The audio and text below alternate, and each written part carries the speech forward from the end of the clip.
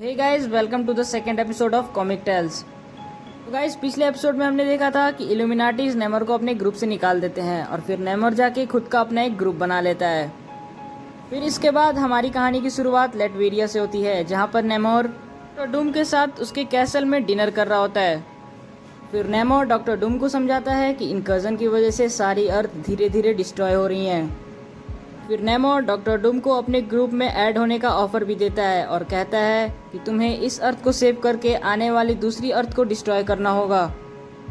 लेकिन डॉक्टर डूम ये offer refuse कर देता है और कहता है उसके पास इससे भी ज़्यादा इम्पोर्टेंट काम है।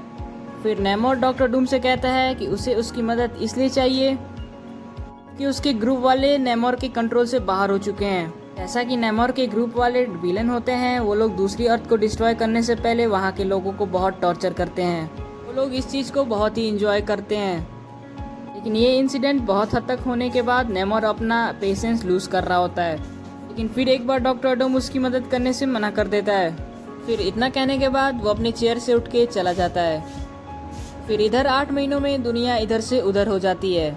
इस ग्रुप ने एक और अर्थ को डिस्ट्रॉय करके कुछ समय के लिए तो इनकर्जन रोक दिया था। वहीं दूसरी तरफ कैप्टन अमेरिका की मेमोरी भी वापस आ गई थी और उसको लगता था कि सारे इल्यूमिनाटीज कानून के दुश्मन हैं। उन्हें पकड़ने के लिए कैप्टन अमेरिका ने पूरी की पूरी सील को उनके पीछे लगा दिया था और इसी वजह से इल्यूमिनाटीज रिफ्यूजीज बन गए थे। क्योंकि वकांडा पूरा डिस्ट्रॉय हो चुका होता है और ब्लैक पैंथर वहाँ से भाग जाता है।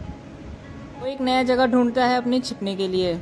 वहीं टोनी स्टार्क अपना एक बहुत ही बल्कि सूट बनाता है उन ग्रुप के लीडर्स से लड़ने के लिए, लेकिन वो हार जाता है। उन्होंने टोनी स्टार्क को पकड़कर बंदी बना लिया था। वहीं बाकी के इल्यूमिनाटीज भी अपने लिए छुपने की जगह ढूंढ रहे थे कि वो शील्ड से बच सकें। और इन्हीं 8 महीनों में एक नई सुपर हीरोज़ की टीम भी बनी थी जिसका नाम था मल्टीवर्सल अवेंजर्स।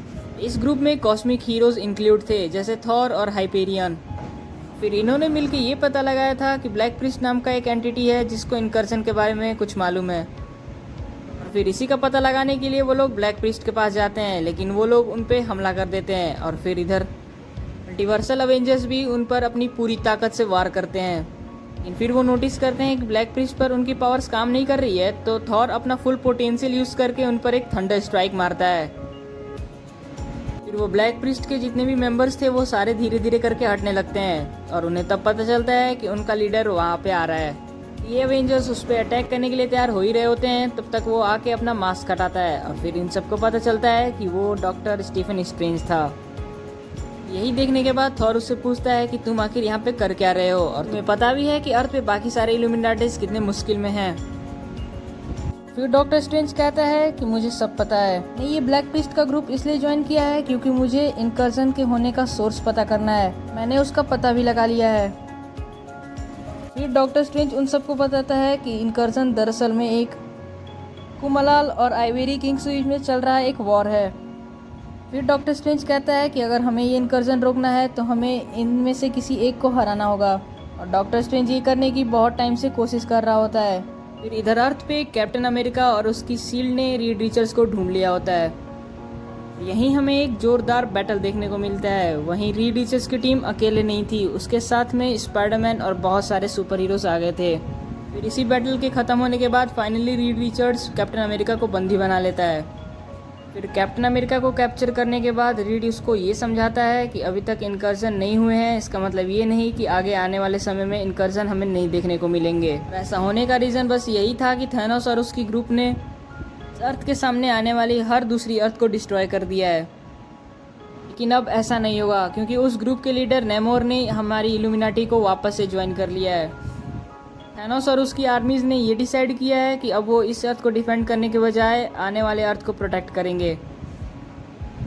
और फिर कैप्टन को ये सब बताने के बाद रीड वापस से उस लैब में जाता है जहाँ पर वैलेरिया रिचर्ड्स उस लाइफ क्राफ्ट को क्रिएट कर रही थी। फिर वैलेरिया रिचर्ड के सामने अलार्म बजता है और वो लोग समझ जाते हैं कि नेक्स्ट इनकर्जन हो गया है। इनकर्जन दरअसल में अर्थ 1610 का था। मार्वल का अल्टीमेट यूनिवर्स था, और इसका मतलब ये था कि नॉर्मल मार्वल के यूनिवर्स और अल्टीमेट यूनिवर्स आपस में टकराने वाले थे। इन दोनों अर्थ के सुपर हीरोज अपनी अपनी अर्थ को डिफेंड कर रहे थे। यहीं पर रीड का प्लान कुछ और था। वो समझ चुका था कि हम इस इनकर्जन से बच नहीं सकते, इसीलिए उसने लाइफ क्राफ्ट को क्रिएट किया था ताकि वो और उसकी फैमिली और उस अर्थ के कुछ सुपर हीरोज उस अर्थ को छोड़ के किसी और अर्थ पर जा सकें।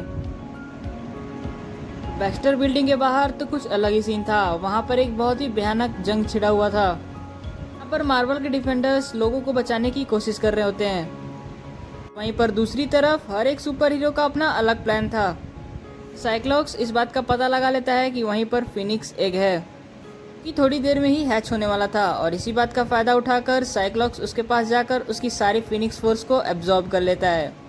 और इस तरह साइक्लॉप्स में एक बार फिर से फिनिक्स फोर्स आ जाती है। लेकिन इससे पहले अपनी पावर्स का यूज़ कर पाता, रीड उसे टेलीपोर्ट करके अपने लाइफ क्राफ्ट में खींच लेता है। और रीड और भी सारे सुपर हीरोज जैसे Spiderman, captain Marvel, black panther, iron man को अपनी लाइफ क्राफ्ट में खींच लेता है। फिर वो लोग इस लाइफ क्राफ्ट से इस अर्थ को छोड़ के निकल जाते हैं। लेकिन फिर जैसे ही वो इस अर्थ को छोड़ रहे होते हैं, फिर दूसरा इनकर्जन की वजह से दोनों अर्थ के बीच में ग्रेविटेशनल पुल की वजह से फंस जाते हैं और एक लाइफ क्राफ्ट में बहुत ही जोर का धमाका होता है। फिर उस लाइफ क्राफ्ट का एक छोटा सा हिस्सा टूट के अलग हो जाता है। उसमें मौजूद बेन, फ्रैंकलिन और वैलेरिया रिचर्ड उससे दूर जाने लगते हैं।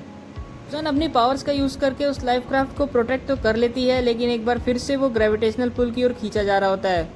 ये देखने के बाद रीड बहुत ही ज़्यादा बौखला जाता है, क्योंकि उसने ये लाइफ क्राफ्ट बनाई ही अपने फैमिली के लिए थी। और फिर वो बिना कुछ सोचे समझे अपना हाथ आगे बढ़ाता है, वो उन्हें बचा नहीं पाता है। और ये देखने के बाद रीड पूरी तरह से पागल हो जाता है। फिर ब्लैक पैंथर और कैप्टन अमेरिका उसको लाइफ क्राफ्ट में वापस खींचते हैं। वो सब वहाँ से निकल जाते हैं, लेकिन जाते जाते वो मेन यूनिवर्स और मार्वल के दी अल्टीमेट यूनिवर्स को कोलाइड होते हुए अपनी आंखों से देखते हैं। ये तो अभी बस कहानी की शुरुआत थी।